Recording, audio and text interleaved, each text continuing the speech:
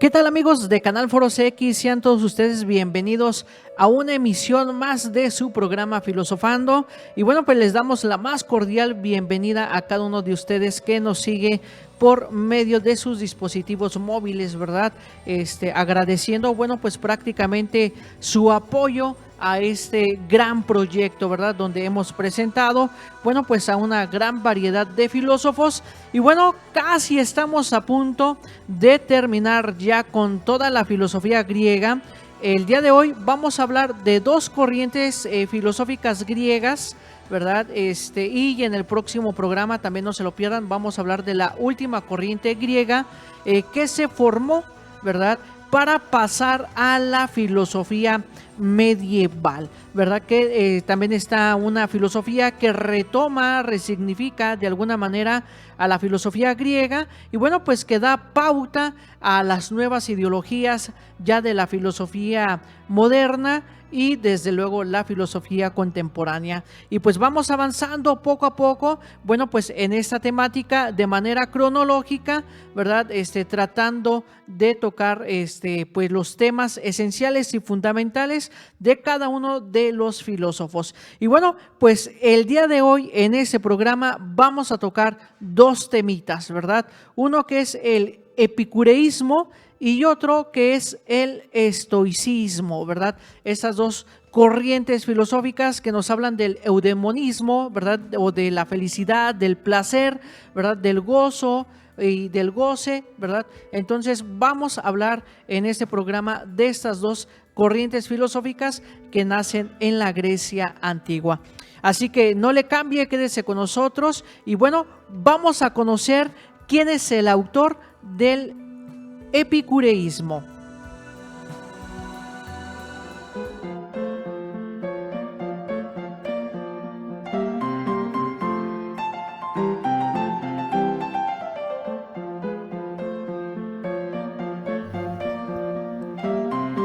Epicuro de Samos.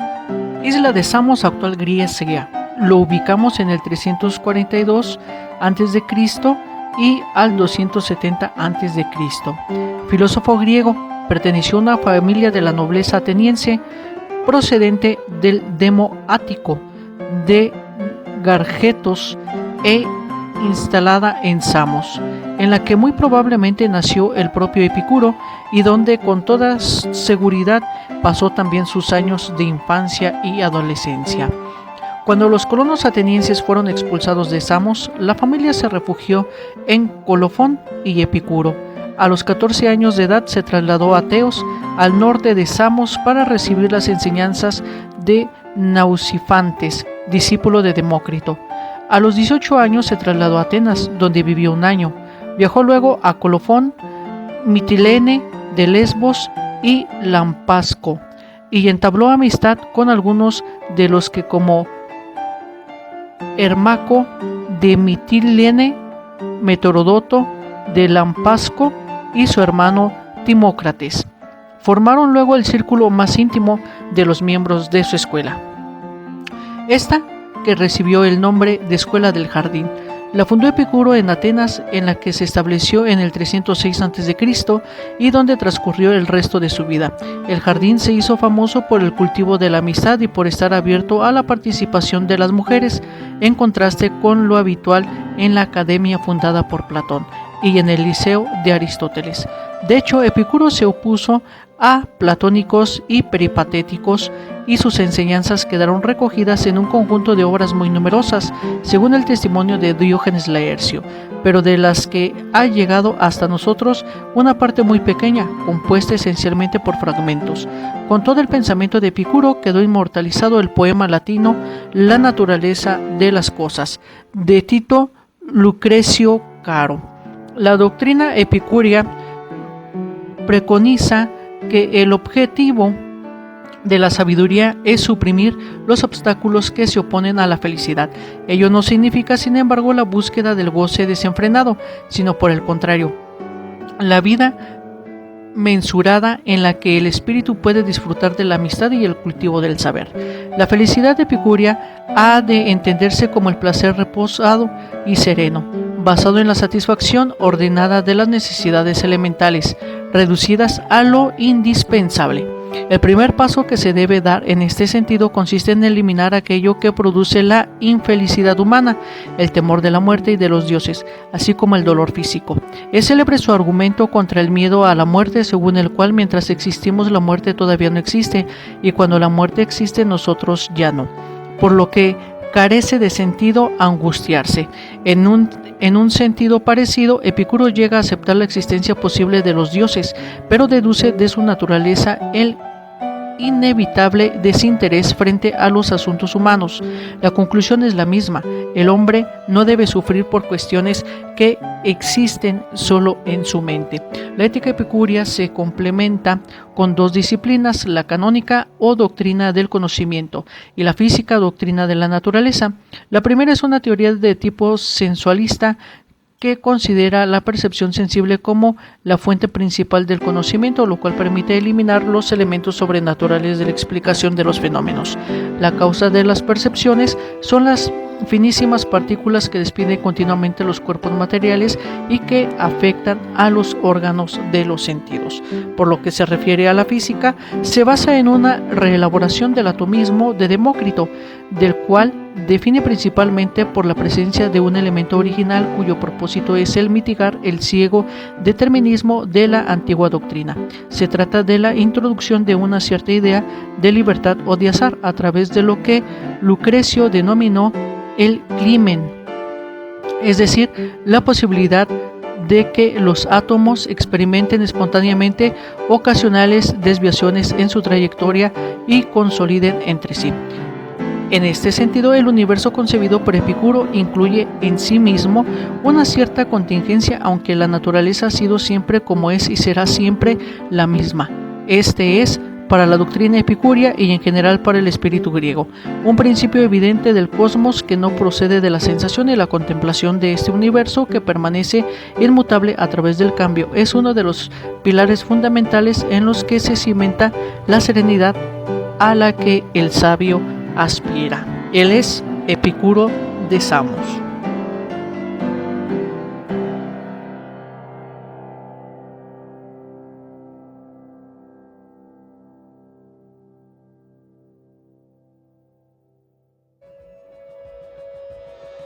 Y bueno, estimados amigos, pues ya estamos aquí de regreso con esta prácticamente breve reseña de lo que hizo pues Epicuro de Samos, ¿verdad?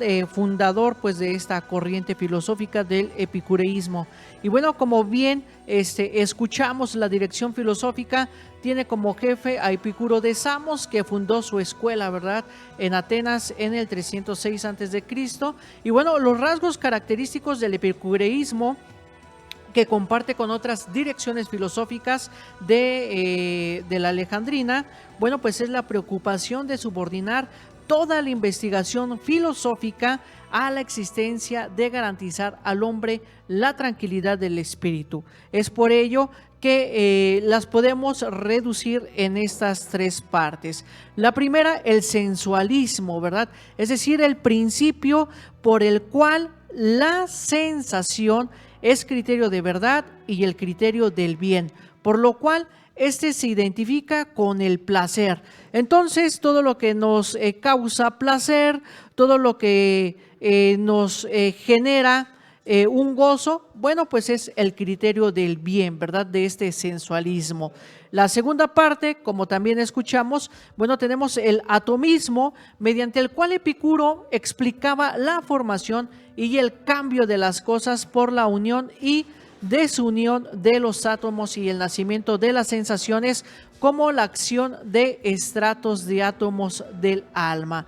Y por último, tenemos el semiateísmo, ¿verdad?, por el cual Epicuro consideraba que los dioses existen, pero no tienen papel alguno en la formación ni en el gobierno del mundo. Prácticamente no se tiene una injerencia, ¿verdad?, dentro de la sociedad por parte de los dioses.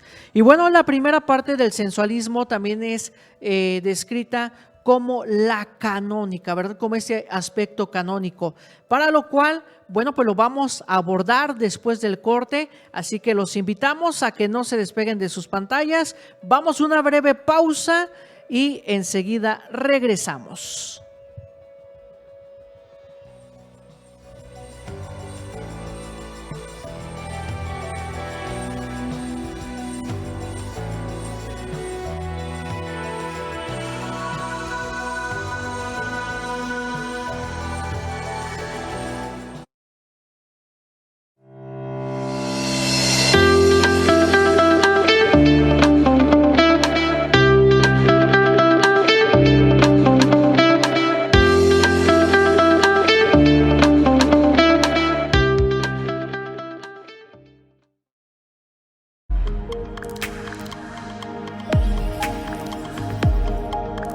Canal Foro CX marca la diferencia.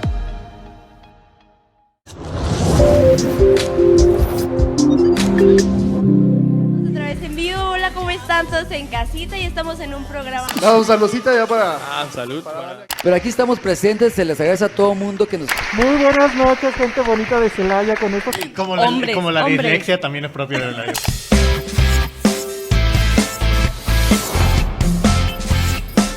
Canal Foro CX.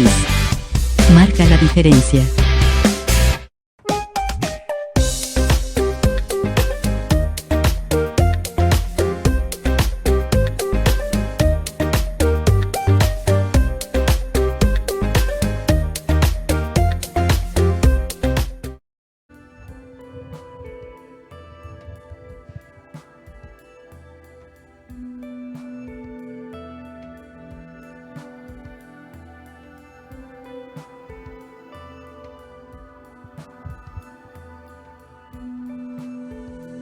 Y bueno, amigos, gracias por continuar con nosotros. Les seguimos insistiendo que compartan, bueno, pues este programa de Filosofando.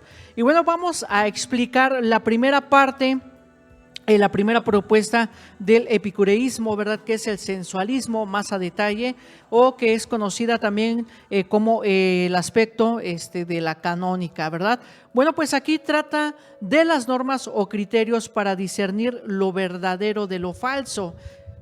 Por lo cual nosotros vamos a considerar que el error y las falsedades son fuentes del temor, ¿verdad? Todo lo que causa temor, bueno, pues es una discusión, ¿verdad? Es un signo, pues prácticamente de este temor a no llegar al descubrimiento de la verdad.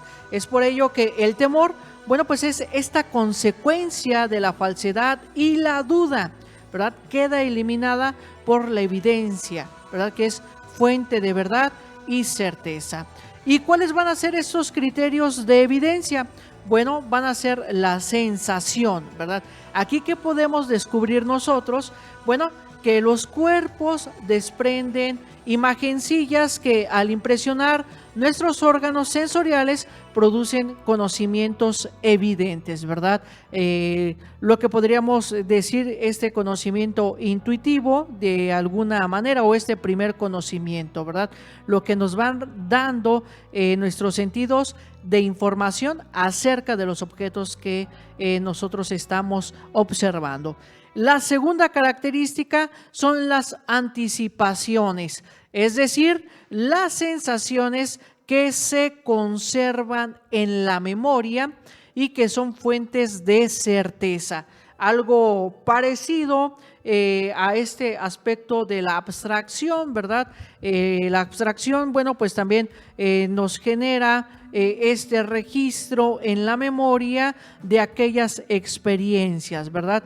Pero aquí son las anticipaciones, lo que ya los sentidos van registrando, bueno, a nuestra memoria, ¿verdad? Una vez que nosotros hemos experimentado lo caliente, lo frío, lo húmedo, lo seco, etcétera. El tercer criterio de evidencia, bueno, son los estados afectivos, que es donde se centra de manera principal esta corriente de Epicuro de Samos, ¿verdad? Que es el placer y el dolor que de alguna manera producen certeza, ¿verdad? Gracias al dolor, bueno, pues nosotros queremos alcanzar a llegar a ese placer, ¿no? Para tener pues esta certeza, ¿no? Entonces estamos como que en esta lucha de contrarios, si se me permite decirlo de esta manera, entre el placer y el dolor para llegar a reafirmar la verdad, ¿verdad? Esta verdad que nos va a generar un placer, un bien o un gozo. Bueno, el segundo aspecto, que es el atomismo, que ya les habíamos dicho, también es conocido como la física. Aquí encontramos los 3 temores que todo hombre posee: el temor a los dioses, al destino y a la muerte. Y esto lo podemos ver hoy en día. Estos 3 temores son muy factibles, muy palpables, ¿no? No hagas esto porque Dios te va a castigar, ¿sí?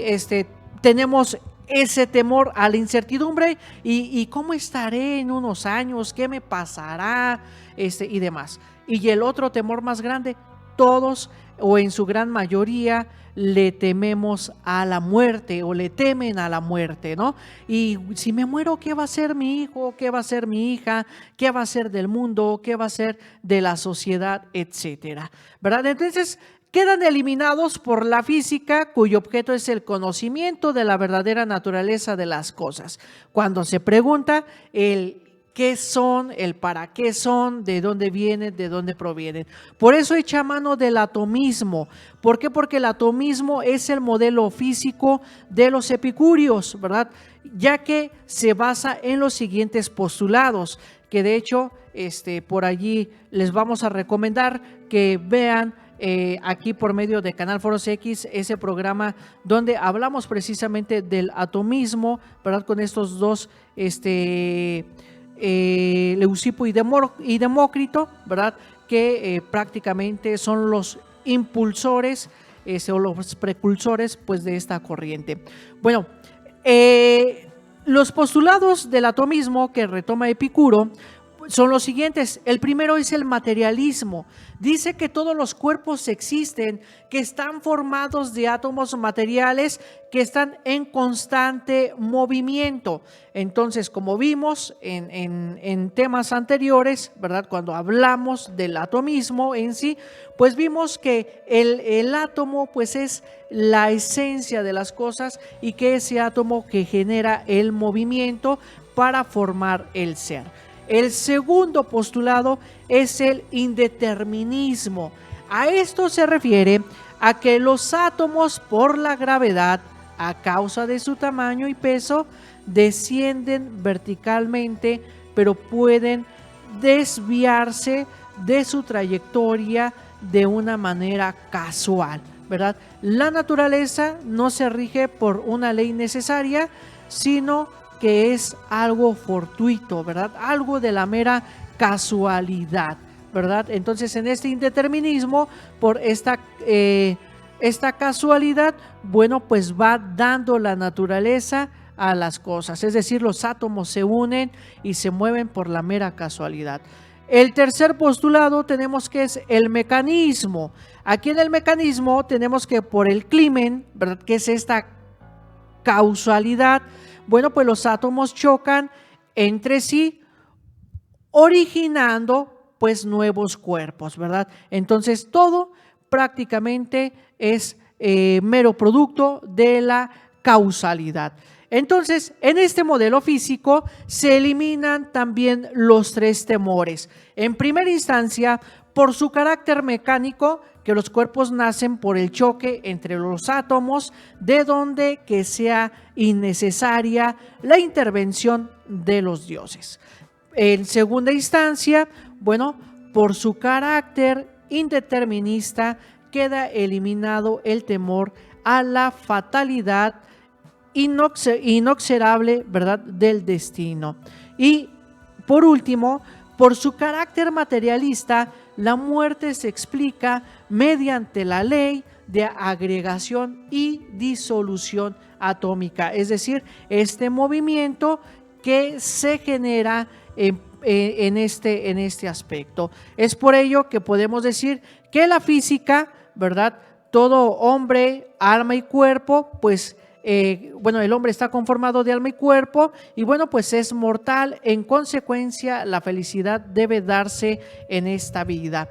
Y esto genera que la norma de moralidad busca el placer y evita el dolor. El fin supremo del hombre es el bien máximo, que en esta vida es la felicidad, entendida como una ataraxia, ¿verdad?, del alma ante las adversidades de los dolores físicos y de los temores. Tenemos también la conducta moral, que dentro de la conducta moral, bueno, pues es un acto humano que será virtuoso o bueno si nos conduce al placer. Por último, tenemos las condiciones del placer ético puro, ¿verdad?, que debe excluir los goces del cuerpo y las pasiones del alma, pues producen siempre dolor, y esto se logra mediante la templanza. Debe resistir y superar con serenidad y valor los males inevitables. ¿Y esto cómo se logra? Bueno, mediante la fortaleza. Y también tenemos que debe de calcular qué objetos proporcionan un mínimo de dolor y un máximo de placer. En este sentido, la virtud se convierte en prudencia. Es por eso que el placer máximo es aquel que exige la serenidad, la moderación y desprecio de deseos y temores. Tal placer se da eminentemente en la amistad y el ideal ético. Entonces aquí se va a identificar con el sabio, el filósofo o el sabio como conocedor de la naturaleza verdadera de las cosas, que puede eliminar con el saber el error, el temor a errar. ¿Por qué? Porque el filósofo desarrolla estas virtudes que señalamos anteriormente. Y solo quien busca la verdad está en camino de encontrar la felicidad o el placer, ¿verdad? Así que es esto a grandes rasgos la corriente del epicureísmo. Así que, estimados amigos, no le cambien, quédense con nosotros, vamos a una pausa y enseguida regresamos.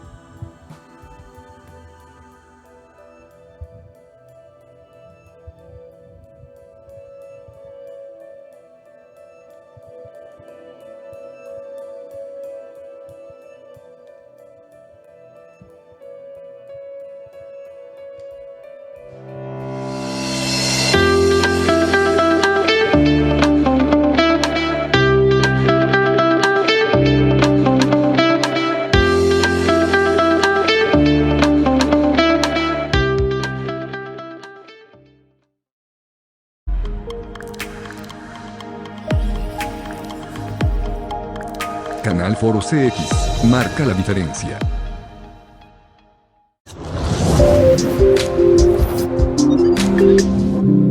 Otra vez en vivo. Hola, ¿cómo están todos en casita? Y estamos en un programa. Vamos, saludcita ya para... Salud.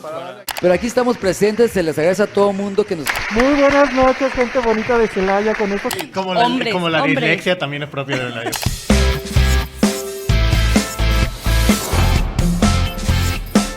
Canal Foro CX. Marca la diferencia.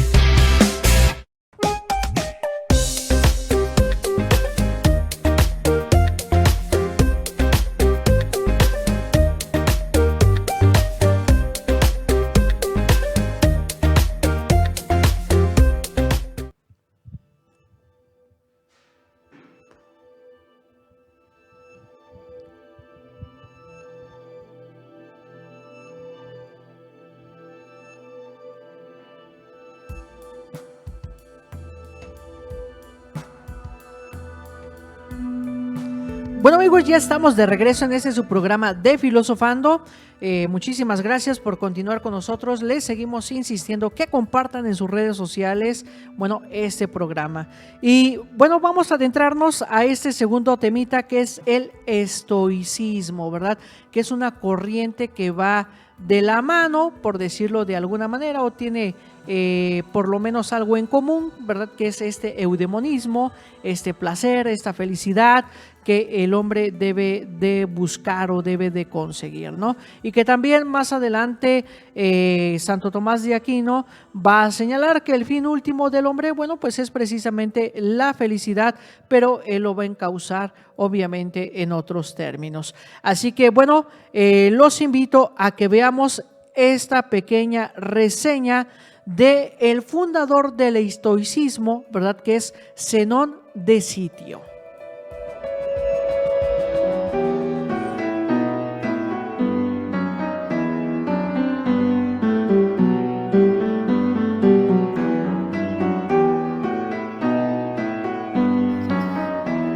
Zenón de Citio. Sicio o Sitio, Chipre, hacia el año 334 a.C. y 260 a.C. Filósofo griego, fundador del estoicismo, hijo de un rico mercader chipriota, siguió al parecer en su juventud los pasos de su padre y tras haber perdido gran parte de su fortuna en un naufragio, resolvió abandonar el comercio y cultivar la filosofía. Poco satisfecho con las doctrinas de Crates, Estilpón, Genócrates y Polemón enseñaban en Atenas. Creó su propio sistema filosófico y fundó aproximadamente en el año 300 la célebre escuela estoica o del pórtico, así llamada porque impartía sus enseñanzas bajo un pórtico decorado con pinturas de Polígnoto. Después de enseñar durante más de 30 años, según se dice, se suicidó a los 72 años de edad. Entre sus escritos figuraban la República, los signos, el discurso, la naturaleza, la vida según la naturaleza y las pasiones. La escuela estoica decayó con su sucesor Cleantes, pero cobró vigoroso esplendor con Crisipo, que fue realmente el sistematizador de la doctrina estoica y de quien se dice que escribió más de 700 libros. Ninguna de estas obras ha llegado completa hasta nosotros, solo se conservan resúmenes y fragmentos. Pese a ello, la influencia de la escuela de Zenón se prolongaría en el llamado estoicismo medio, que corresponden al siglo II y I a.C., en pensadores como Panecio de Rodas y Posidonio de Apamea, y llegaría hasta el Imperio Romano en el denominado estoicismo nuevo, representado por las figuras de tan diversa condición como el filósofo hispano-romano Séneca y el esclavo Epicteto y el emperador Marco Aurelio. Resulta difícil definir cuál es el pensamiento original de Zenón de Citio, porque los testimonios posteriores relativos al estoicismo se refieren generalmente a las formulaciones de Crisipo. De todos modos, sí deben atribuirse a él premisas fundamentales del estoicismo, como existe un orden a la vez racional y natural de las cosas, y el bien consiste en el acuerdo pleno del individuo como ese orden. Por otro lado, también debe considerarse como original de Zenón la división de la investigación filosófica en la lógica, física y ética, con la primacía de la ética sobre la pura teoría.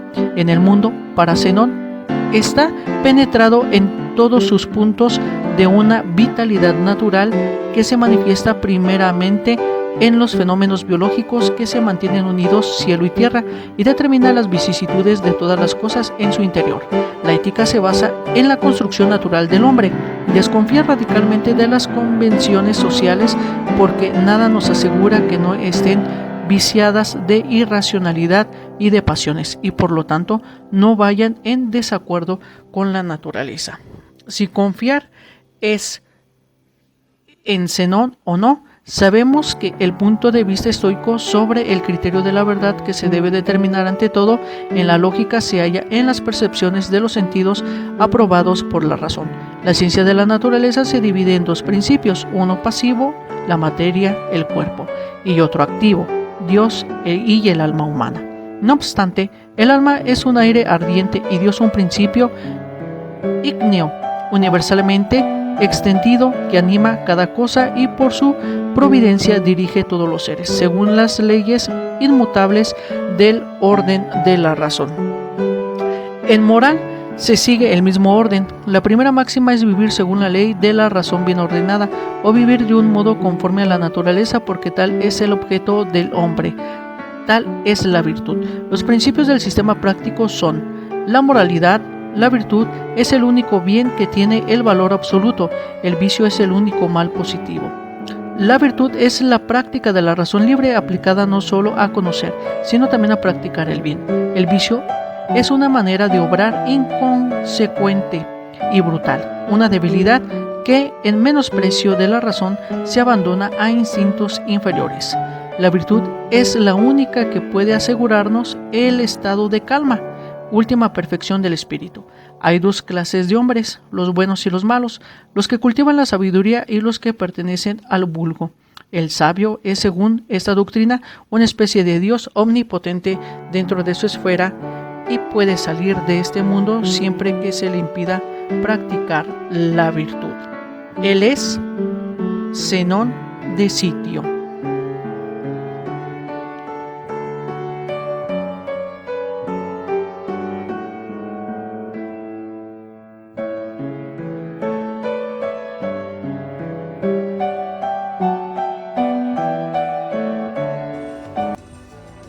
Y bueno, pues allí lo tienen, amigos, el estoicismo, bueno, pues una de las grandes escuelas filosóficas de esta edad helenística, ¿verdad? Denominada el pórtico, ¿verdad?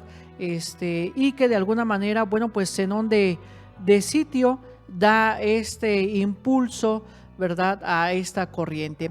Y bueno, tenemos que el estoicismo comparte con las escuelas de su época, en lo que es el epicureísmo y el escepticismo, la afirmación de la primicia del problema sobre ese problema moral, ¿verdad?, y de los problemas teóricos y del concepto de la filosofía como vida contemplativa, ¿verdad?, por encima de las preocupaciones, de los cuidados y de las emociones de la vida común. Su ideal es, por lo tanto, el de la ataraxia, ¿verdad?, o apatía, ¿verdad?, que también se presenta, bueno, pues dentro de esto. Y tenemos que los puntos fundamentales de la doctrina estoica pueden ser recapitulados de la siguiente manera.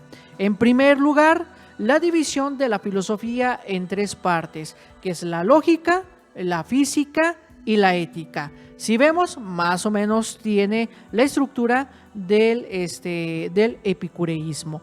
El segundo lugar, la concepción de la lógica como dialéctica, o sea, como ciencia de razonamiento hipotético, cuya premisa expresa un estado de hecho inmediatamente percibido. En tercer lugar, la teoría de los signos, ¿verdad? Esta teoría de los signos que nosotros descubrimos en matemáticas, más por más, menos por menos, etcétera, ¿verdad? Que habría de construir el modelo de la lógica terminista medieval y el antecedente de la semiótica moderna. En cuarto lugar, el concepto de la razón divina que rige el mundo según el orden necesario y perfecto. En quinto lugar, la doctrina que enuncia que así como el animal es guiado infaliblemente por el instinto, el hombre es infaliblemente guiado por la razón y que la razón le suministra normas infalibles de acción que constituyen el derecho natural. En sexto lugar, tenemos que la condena total de todas las emociones, la exaltación de la apatía como ideal del sabio. Séptimo lugar, bueno, tenemos cosmopolitismo, o sea, la doctrina que enuncia que el hombre es el ciudadano del mundo y no de un país determinado. En octavo lugar, octava idea, podemos decir que la exaltación de la figura del sabio y su aislamiento de los demás con la distinción entre insensatos y sabios. Es por ello que la doctrina estoica junto a la aristotélica ha sido de las filosofías que han tenido mayor influencia en la historia del pensamiento occidental y donde muchos de los fundamentos enunciados son aún partes integrantes de doctrinas modernas y contemporáneas. Así que no le cambie porque todavía vamos a detallar más este tema. Así que vamos a una pausa y enseguida regresamos.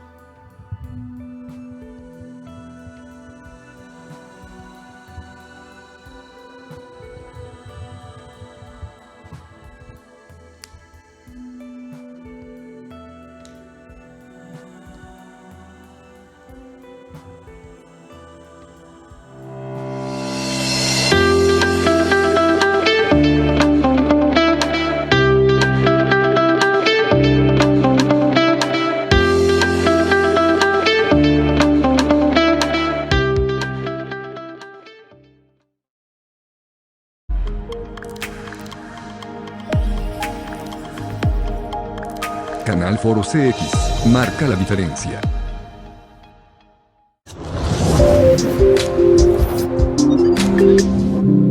Otra vez en vivo. Hola, ¿cómo están todos en casita? Y estamos en un programa. Vamos, saludcita ya para... Salud. Pero aquí estamos presentes, se les agradece a todo mundo que nos... Muy buenas noches, gente bonita de Celaya, con estos... Como la Hombres. dislexia también es propia de la...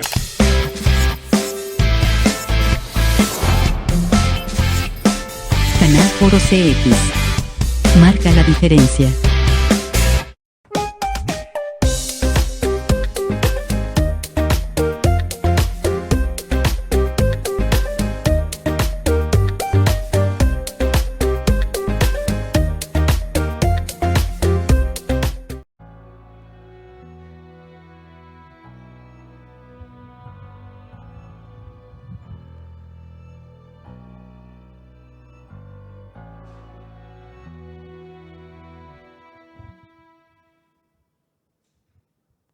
Y bueno, amigos, ya estamos de regreso. Muchísimas gracias por continuar con nosotros. Y bueno, en este último bloque vamos a tratar de esclarecer a grandes rasgos, bueno, pues todas estas ideas, ¿verdad? O todas estas partes. Y nos vamos a ir con la primera parte, ¿verdad? Con la lógica. Y la lógica tenemos que se divide en retórica, que es la ciencia del bien decir, y en la dialéctica, que es la ciencia del recto discurrir. Por dialéctica, bueno, en esta corriente comprende el aspecto sintáctico, ¿verdad? Lógica y semántico, que vendría siendo la teoría del conocimiento de la proposición. Es por ello que aquí nace la lógica formal, ¿verdad? La lógica formal como teoría sintáctica, ¿verdad? De la proposición. Y aquí va a tener los siguientes factores. Primero, los símbolos, ¿verdad? Que utilizan como variables proposicionales, expresiones numéricas, admiten dos tipos de proposiciones, las simples y las complejas, si contienen factores, ¿verdad? Que son estos funtores o factores, ¿verdad? Sentenciales, que vendría siendo la negación, la implicación, la disyunción, la conjunción y la equivalencia. Además tenemos los esquemas de inferencia, que todo esto dentro de la lógica formal se va a traducir ya después con todas estas variables, ¿verdad? De que si pasa P entonces Q, no pasa Q, por lo tanto P, ¿verdad? Con todas estas variables en lo que conocemos nosotros como la lógica matemática. Después tenemos también la axiomatización, ¿verdad? Aquí prácticamente tenemos que hay algunas reglitas, ¿verdad?, a considerar, que son los axiomas, ¿verdad? Los axiomas pues son las 5 reglas de la inferencia que actúan como axiomas o de alguna manera indemostrables. Tenemos también las leyes de transformación, que son la reducción directa y la reducción al absurdo, que son dos de los principales, de alguna manera, metateoremas, ¿verdad?, que se usan dentro de la lógica.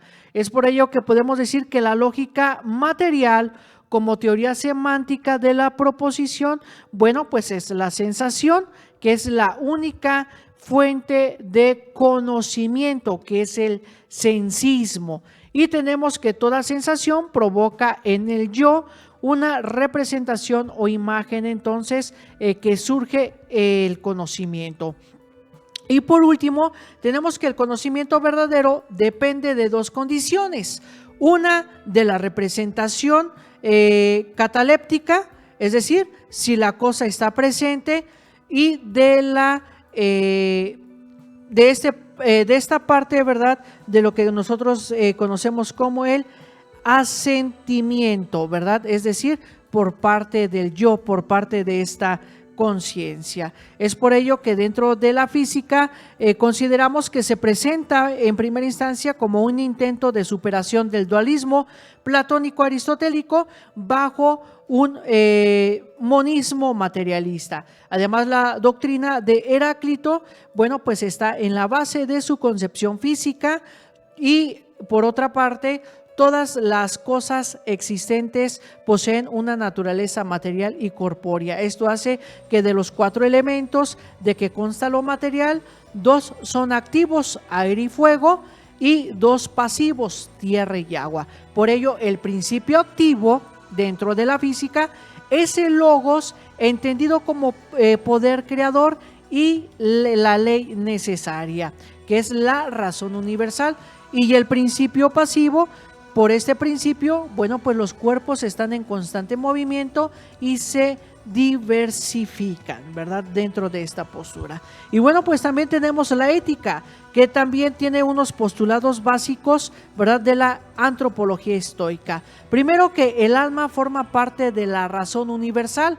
Esto pues recae en un panteísmo cósmico, ¿verdad? En segundo lugar, tenemos que el alma es material y corpórea. Esto lo hace que el alma sea extensa, ¿verdad? Un alma para todo el cosmos. Y su libertad es necesaria, ¿verdad? Es necesidad, ¿sí? Esta libertad es necesidad, que ni es ni mecánica, ni es instintiva, sino que es racional. El hombre es libre si obra de acuerdo con su propia naturaleza racional. Y esto pues surge, o de esto surge la norma de la moralidad, que es virtuosa toda acción que esté en consonancia y con la naturaleza, o sea, con la naturaleza en su totalidad, razón universal, lo mismo que con la naturaleza propia, cuyo rasgo distintivo es la razón. Y también tenemos que el fin último del hombre, ¿verdad? O el fin del hombre en esta postura, bueno, pues es la virtud, ¿verdad? Y la virtud es el máximo bien del hombre, y solo en ella puede encontrar la felicidad, la virtud. Y por la virtud es una norma y un fin, ¿verdad? De toda conducta, ética. Como fin, bueno, pues la virtud es deseable por sí misma, ¿verdad? Como medio, la virtud debe rechazar lo superfluo, lo efímero, lo innecesario y irracional. De ello sigue que la vida es interpretada como una lucha constante para alcanzar la verdad. Es por ello que la conducta moral o el obrar recto es una consecuencia del recto del saber. La virtud no es puro conocimiento o saber, sino una dirección de la voluntad apoyada en consideraciones racionales. Por ello, el ideal ético, por la virtud, el hombre se realiza plenamente como hombre. Si todo ser debe obrar según su naturaleza, el hombre, al poseer una naturaleza racional, debe obrar según la moral convencional, y el sabio, libre de afectos y pasiones, consigue el ideal ético, que vendría siendo la apatía. Solo los ignorantes son esclavos de sus propios placeres.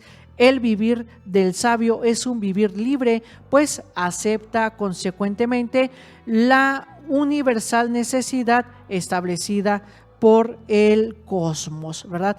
Y esto, bueno, pues estimados amigos, es a grandes rasgos, ¿verdad?, lo que tratan estas dos grandes corrientes filosóficas, ¿verdad?, que van a partir y van a ser este parteaguas para el nacimiento, bueno, pues de la filosofía medieval, que en programas más adelante ya estaremos tocando. Y bueno, pues se nos ha terminado el programa, estimados amigos. No me queda más que agradecerles toda su atención, todo su apoyo que semana tras semana nos han brindado, ¿verdad?, en estos programas de Filosofando. Y bueno, pues me despido de ustedes, su amigo Jorge Gasca, y ya sabe que en la próxima semana tenemos una cita aquí por Canal Foro CX en un programa más de Filosofando. Hasta la próxima.